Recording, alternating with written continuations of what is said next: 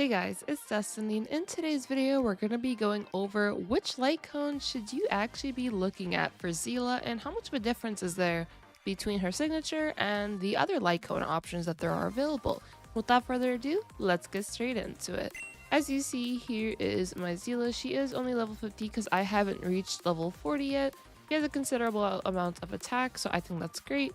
And now for her light cone. As you see, I do have in the night, but I do also have Cruisin in the Stellar Sea, and I also do have this swordplay light cone as well. But I think in the video I mainly want to compare Seele's light cone and Cruisin in the Stellar Sea. The reason why I mainly want to go over Cruisin in the Stellar Sea is due to the fact that this light cone is actually free from Herta's shop. So if any of you were interested in getting this light cone, anyone can technically get it. In the night, increases your crit rate by 18%, that's really good. Then, when the wearer is in battle, each 10 speed you have that exceeds 100, your damage of your basic attack and skill increases by 6%, and your damage of your ultimate is increased by 12%. This effect can stack up to 6 times. This is really, really strong. The reason why it's strong is because, technically speaking, if you have 6 stacks, then 6 times 12 is 72. While 6 times 6 is 36. So you can have upwards to a 36% increase, or a 72% increase right here. You'll have both. That's really good. Plus you also get the crit rate. Plus the base stats are pretty nice on this weapon as is. And then here is Cruisin in the Stellar Sea. It increases your crit rate by 10%, and this is with the superimpose, by the way. Increases their crit rate against enemies with HP less than or equal to 50%. An extra 10%. So now you're doing more damage to enemies that have lower HP. When the wearer defeats an enemy, their attack is increased by 25% for 2 turns. This might be a factor that can maybe make the damage somewhat similar once I defeat an enemy, and as we know, Seele defeats enemies quite often. So I'm going to be trying both of these light cones out. Let's just try Cruisin in the Stellar Sea first. Let's try this first. Additionally, if you are enjoying so far, make sure to hit the subscribe button for more style content, and now let's carry on. So what we're gonna do is Forgotten Hall 7, since it's just level 47. Also, the fact that it is weak to Quantum, so I can actually break the weakness meter, so we aren't struggling to do that.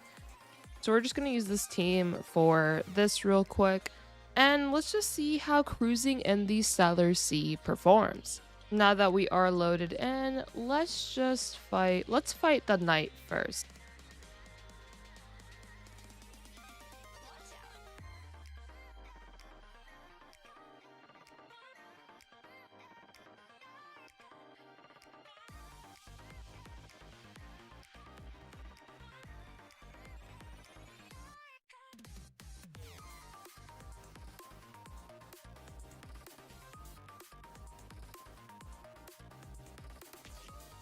Let's do a Bronya buff and see what we get there.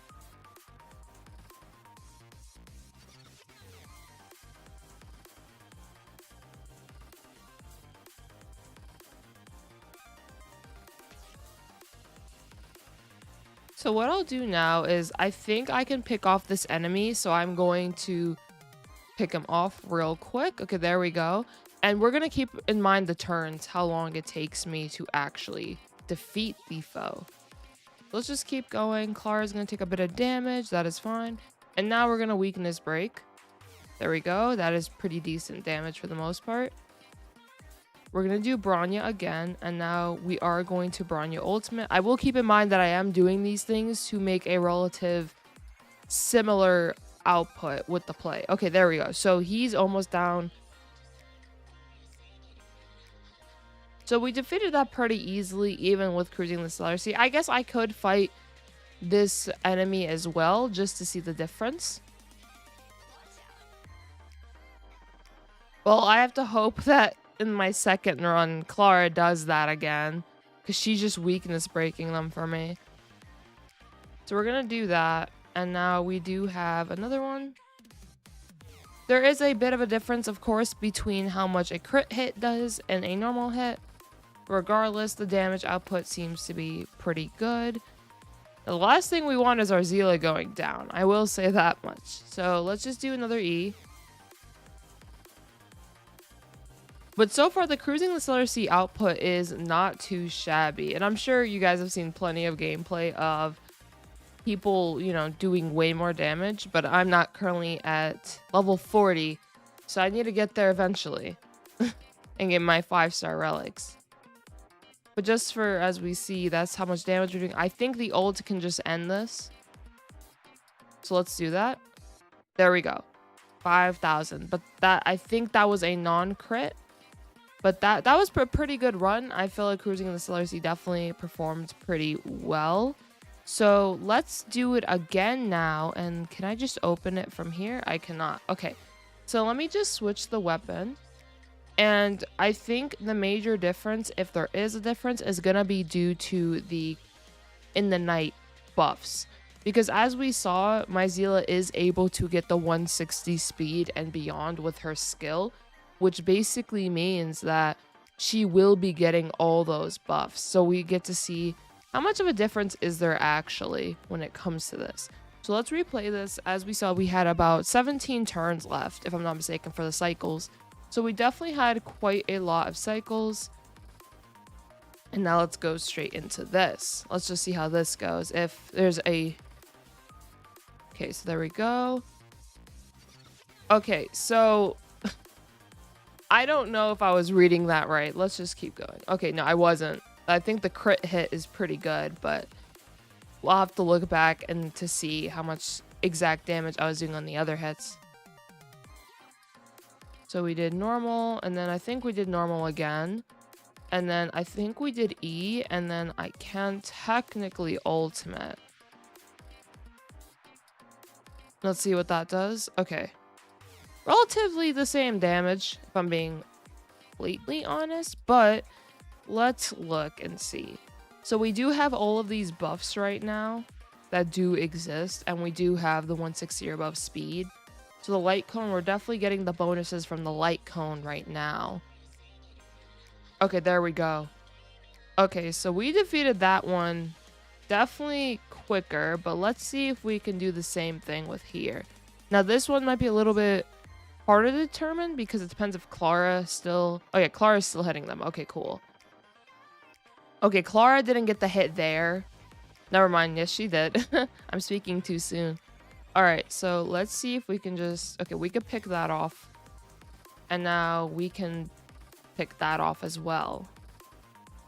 So now we'll use Bronya.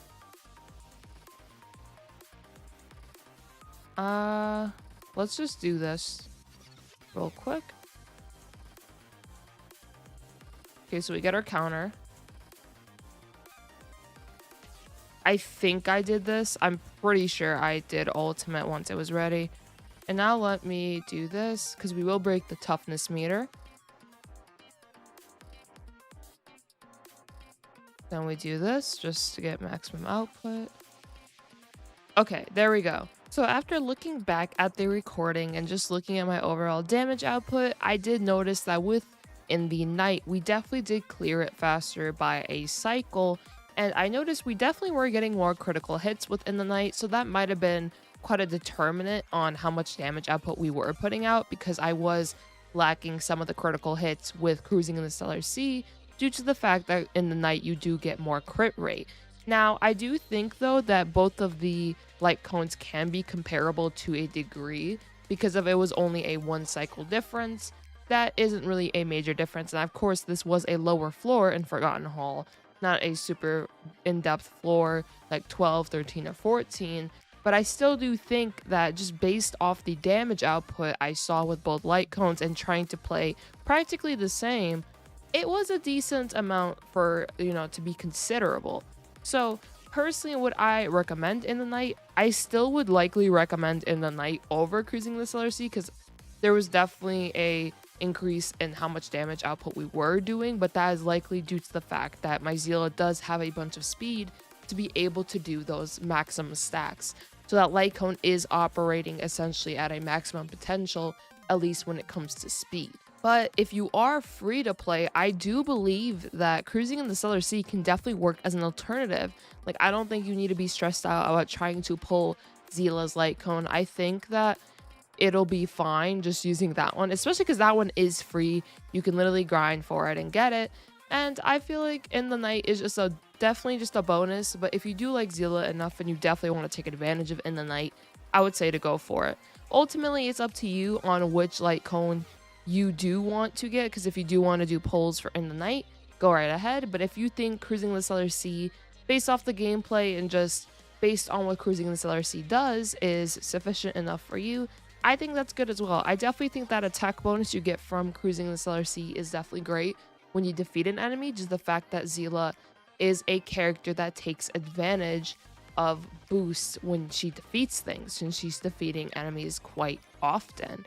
So yeah, that's just my overall thoughts on both these Lightcones. Both definitely performed very well, and either one can honestly work for your Seele. I hope you guys though enjoyed this video. If you guys have a way, or rather a recommendation for me to do future testings, let me know. I just thought Forgotten Hall might be a good way because you could just see the numbers on screen, and since I'm not changing any of the relics or anything and I'm just playing very similarly, you can just see the output of one Lightcone versus the other in the mode.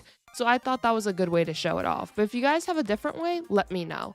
And of course, I hope you all have a nice one and enjoyed my little comparison. And if I do get 5-star Lightcones in the future, depends which character it is, I can definitely compare the free version with the, I guess, paid for version of a Lightcone for you guys. If you guys though enjoyed, make sure to hit the subscribe button for more style content. And I hope to see you guys in my next video. Have a good one. Peace.